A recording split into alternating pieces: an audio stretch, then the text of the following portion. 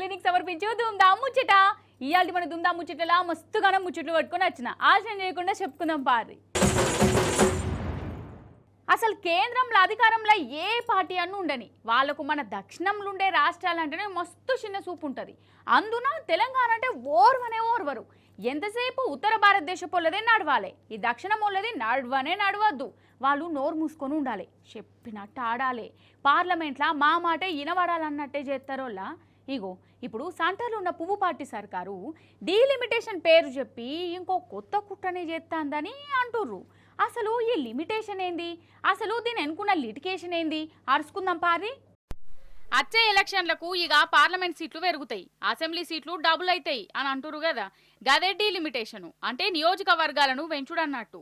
ఇక ఈ బిల్లును పార్లమెంట్లో పెడుతుర్రు. సరే మంచిదే, పెంచుతే పెంచని మంచిదే. కానీ పెంచే తారీఖనే ఘోరంగా అంటే ఘోరంగా ఉన్నదోళ్ళ.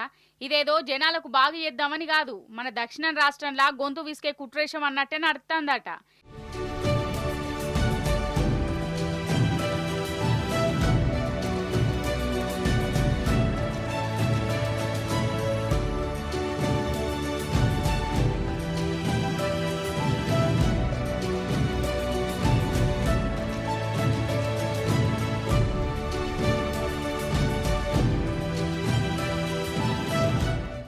ఏందంటే జనాభాను బట్టి ఇప్పుడున్న నియోజకవర్గాలను వెంచుడుంటదట. గిక్కన్నే ఈ బీజేపీ సర్కార్ అసలు రంగు బయటపడ్డదంటుర్రు. ఎందుకంటే కొన్నేళ్ల సంది మన దక్షిణం రాష్ట్రాలు జనాభా పెరగకుండా జాగ్రత్తలు తీసుకున్నది. జనాభా పెరిగితే దేశం ఆగమైతుంది. ఒక్కలు లేక ఇద్దరు ముద్దు అన్న సిద్ధాంతాన్ని పాటిస్తూనే ఉన్నారు 20-30 ఏళ్ల సంది. కానీ ఉత్తరం రాష్ట్రం దిక్కు గట్లలేదు. ఆడ దక్షిణం రాష్ట్రాల కంటే అటుకెళ్లి జనాభా పెరుగుకుంటూనే పోయింది, వాళ్ళ జనాలే ఎక్కువ. ఇప్పుడు సెంటర్ సర్కారులు చెప్పిన దాంతో జనాభాను బట్టి నియోజకవర్గాలు పెంచుడంటే మనకెళ్ళి తక్కువ జనాభా ఉన్నది అంటే తక్కువ నియోజకవర్గాలు, తక్కువ మంది ఎంపీలు.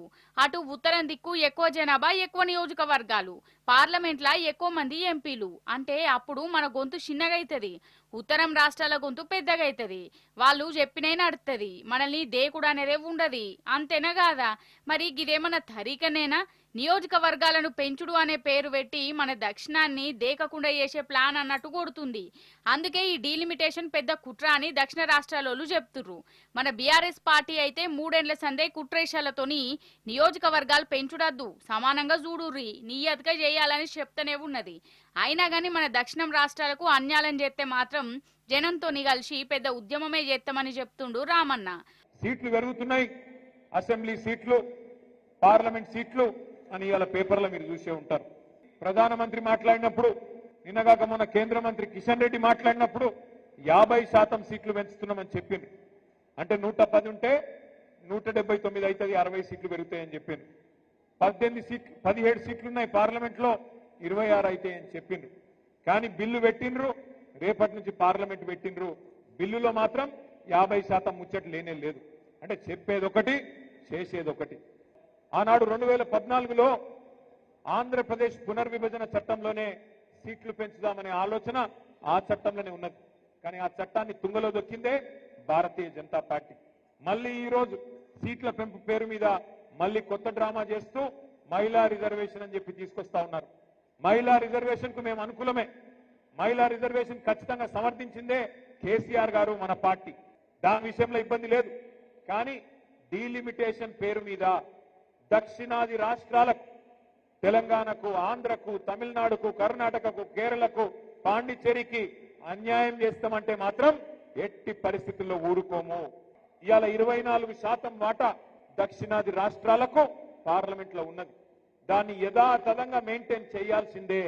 లేకపోతే మాత్రం ఎట్టి పరిస్థితుల్లో తిరుగుబాటుకు, పెద్ద ఉద్యమానికి కూడా బీఆర్ఎస్ఏ నాయకత్వం వహిస్తుంది. అవసరమైతే కేసీఆర్ గారే ముందుండి నడిపిస్తారనే మాట కూడా నేను భారతీయ జనతా పార్టీకి, కేంద్ర ప్రభుత్వాన్ని కూడా చెప్తా ఉన్నా.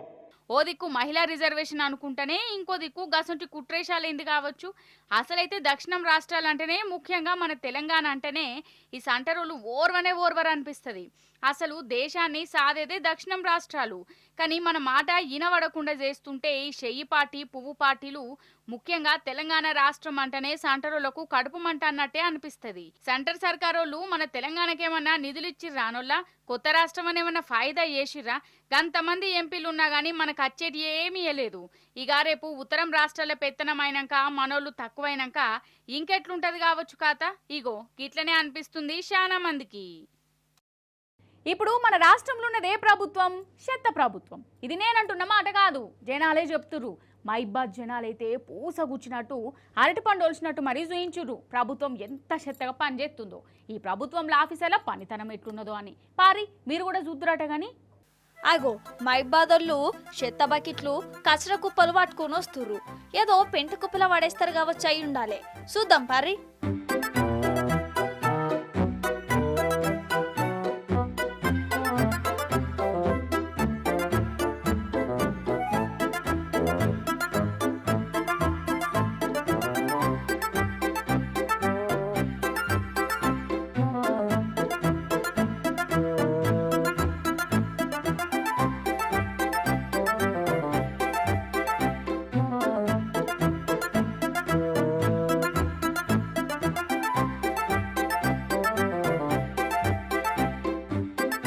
చూసిర్రా ఏడ వార పోసిర్రో మున్సిపాలిటీ ఆఫీసుల్నే.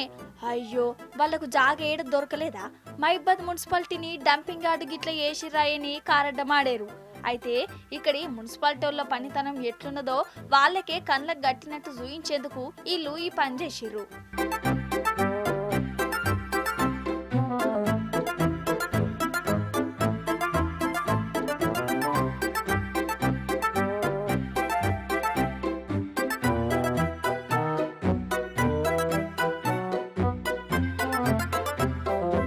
చేయిపాటి సర్కార్ పాలన లెక్కనే ఈ మున్సిపాలిటీ వాళ్ళ పనితనం ఉన్నదట. ఒక్క పని చేసుడు లేదట, ఏడ చెత్తగానే ఉంటుందట. ఎన్ని మాటలు చెప్పినా అలీను లేదు, పట్టించుకును లేదు. అందుకే ఇక జనం అందరూ ఈ చెత్తనెత్తి డైరెక్ట్ ఆఫీస్కే పట్టుకుపోయి ఆన్నే పారబోసిర్రు. అయితే ఇళ్ళకడ చెత్తెత్తునోళ్ళు ఆఫీసులో పోయంగానే అప్పటికప్పుడే సఫాయి చేసుకున్నారు. అంటే ఆఫీసుల కాడనేమో చెత్త ఉండొద్దు గాని మా ఇండ్ల ముంగట ఉండాలనా, మేం భీమాలు వచ్చి జావాలనా అని సాళ్లను నిలదీసిర్రు. ముళ్ళును ముళ్ళుతోనే తీయాలి అన్నట్టు చెత్త ప్రభుత్వం అనుకుంటా చెత్తతోనే నిరసన చేసిర్రు ఇల్లు.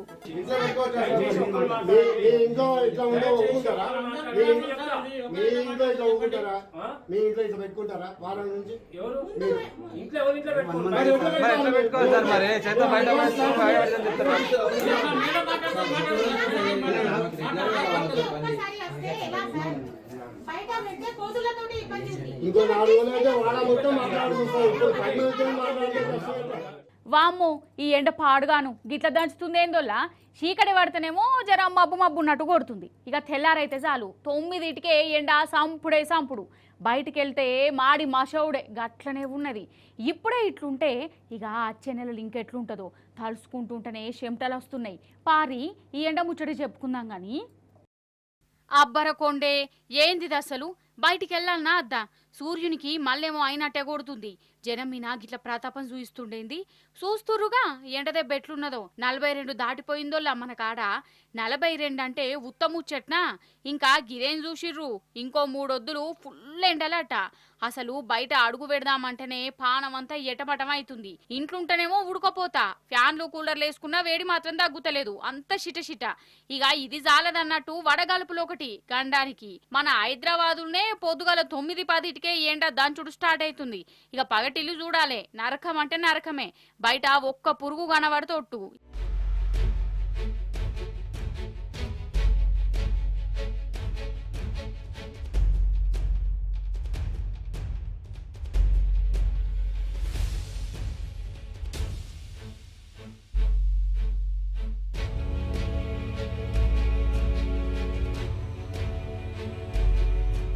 ఇక ఊర్లలోనైతే ఇంకా ఘోరముల్లా పనులకు పోయేటోళ్లకు బాగా అవస్థనే అవుతుంది. ఇక ఇప్పుడే గిట్లుంటే ఇంకా రాను రాను ఇంకెట్లుంటదో అసలు.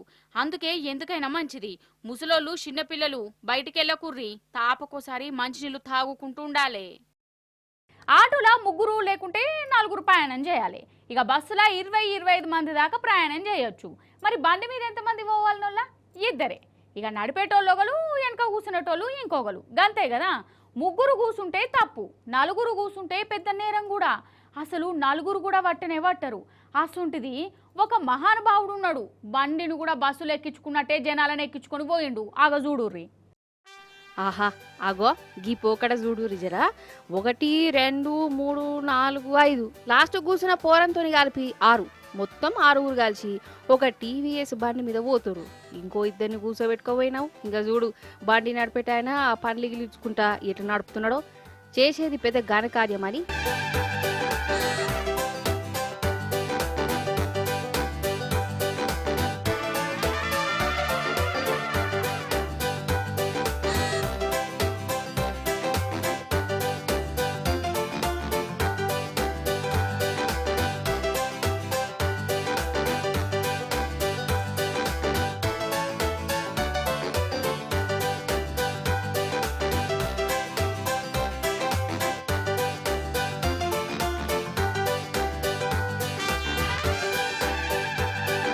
పక్క రాష్ట్రం ఆంధ్రాలో ఉన్న మడకశీరలనోలా ఒక కుటుంబం బండి మీద గిట్ల ప్రయాణం గట్టింది.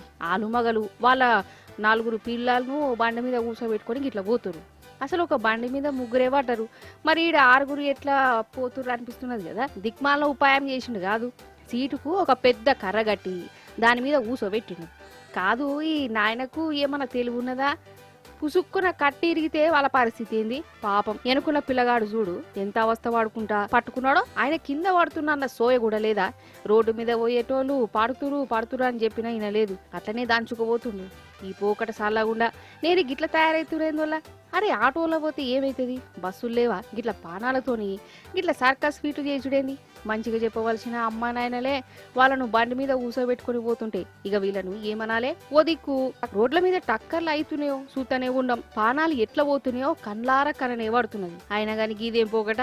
గిట్లా బండి మీద సకుటుంబ సపరివారి ప్రయాణాన్ని రోడ్డు మీద పోయేటోళ్ళు వీడియో తీసి సోషల్ మీడియాలో పెట్టిరు. ఇక టీవీఎస్ గింతమందిని కూర్చోబెట్టుకుని బండి నడిపినందుకు ఈయనకు పోలీసు పెద్ద సన్మానమే చేసేటట్టున్నారు.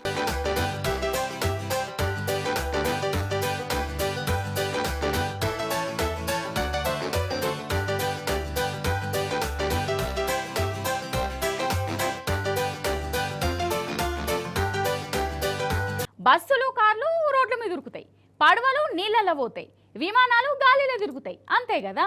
కానీ రాను రాను అంత తిరమరయ్యేటట్టే ఉన్నది. అంతేందుకోల్లా ఒక విమానం నీళ్ళల్లో పోతున్నది. అరే ఆవంటే గాలిలో తిరగవలసింది పోయి చెరువులలో సముద్రాలలో పోతున్నది. మరి అదేం విమానం? అది గట్ల ఎందుకు పోతున్నది? నీళ్ళల్లో పోతుంటే ఇంజన్కి ఏమన్నా అయిందా? ఆకాశం అనుకొని డ్రైవరే నీళ్ళల్లో తోలిండా? ఏది చూద్దాం పారి.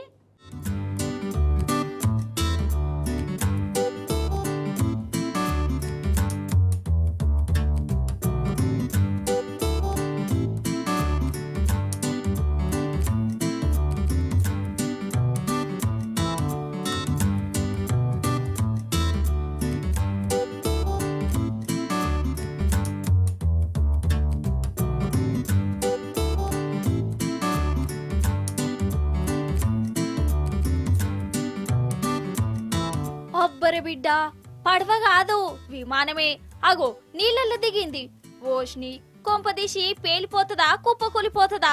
బ్రేకులు ఫెయిల్ అయి విమానం డ్రైవరు నీళ్ళలోకి పట్టుకుపోయిండా? అసలు ఈ నడుమ విమానాలు ఎట్లెట్లనో పోతున్నాయని అనుకునేరు. అనుకోకుర్రి, ఈ విమానమే నీళ్ళల్లో పోయే విమానం. అవంటే సీ ప్లేస్ అంటారు దీన్ని. విమానాలు గాలిల్నే ఎందుకు పోవాలి, నీళ్ళల్లో ఎందుకు పోవద్దు, చెరువులల్లా జనాలను ఎందుకు దింపొద్దని ఆలోచన వచ్చింది. అందుకే ఈ విమానాన్ని తయారు చేసిర్రు. ఉత్తరాఖండ్ లో ఉన్న ఒక చెరువుల టెస్ట్ కూడా చేసిర్రు. అంతా బరాబరే ఉన్నదట. కట్కలు గిట్కలు అన్ని చక్కగానే పనిచేస్తున్నాయట. నీళ్ళల్లా మంచిగానే దింపుతుందట. ఇక విమానం నీళ్ళల్లో దిగేటప్పుడు చూడాలి, ఒక్కొక్కలకు గజ్జ అన్నది. చక్కగా దిగుద్దో దిగదో, దిగినాక మునుగుతామో లేకుంటే పేలిపోతుందో గిట్లా లోపల అనుకున్నారు. కానీ అది మంచిగానే దింపింది.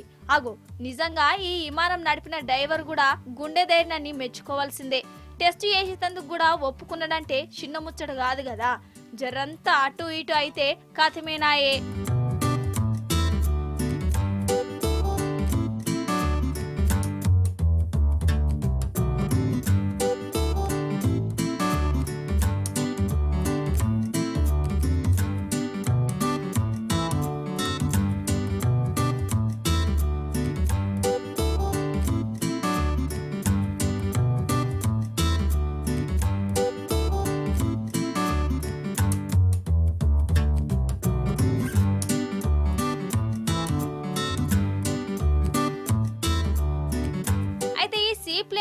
ఎందుకంటే టూరిస్టుల కోసం కొండలు గుట్టలు చెరువులు వాగులు అవి ఇవి చూసేతందుకు వస్తారు కదా.